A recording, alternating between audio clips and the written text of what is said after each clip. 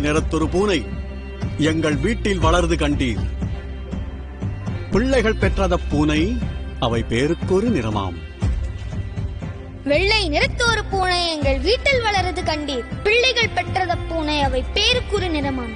சாம்பல் நிறம் ஒரு குட்டி, கருஞ்சாந்து நிறம் ஒரு குட்டி, பாம்பு நிறம் ஒரு குட்டி, வெள்ளை பாலின் நிறம் ஒரு குட்டி. எந்த நிறம் இருந்தாலும் அவை யாவும் ஒரே தரம் என்றோ? இந்த நிறம் சிறிதென்றும் இஃது ஏற்றம் என்றும் சொல்லலாமோ? மகாகவி பாரதி கூறியது போல, பாரதத்தாய் என்னும் ஓர் அன்னைக்கு பிறந்தவர்கள் நாம் அனைவரும். அன்னை என்றும் வேறுபாடினை பார்த்ததில்லை.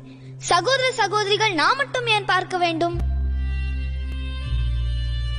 கிறிஸ்துவ ஆலயமணியின் ஒளி எனக்கு தூய்மையை சொல்லித் தந்தது. என் இஸ்லாமிய தோழியின் தொழுகை எனக்கு நேர்மையை சொல்லித் தந்தது. என் நெற்றியில் இட்ட திருநீர் அவளுக்கு வாழ்க்கையின் தத்துவத்தை சொல்லித் தந்தது. ஒருவரிடம் இருந்து மற்றொருவர் கற்றுக்கொள்ளவே இந்த வேறுபாடுகள் அமைந்துள்ளன, நம்மை பிரித்துக் கொள்ள அல்ல. உய்வதனைத்திலும் ஒன்றாய் எங்கும் ஓர் பொருளானது தெய்வம். யாரும் பணிந்திடும் தெய்வம், பொருள் யாவினும் நின்றிடும் தெய்வம். பாருக்குள்ளே தெய்வம் ஒன்று, இதில் பற்பல சண்டைகள் வேண்டாம்.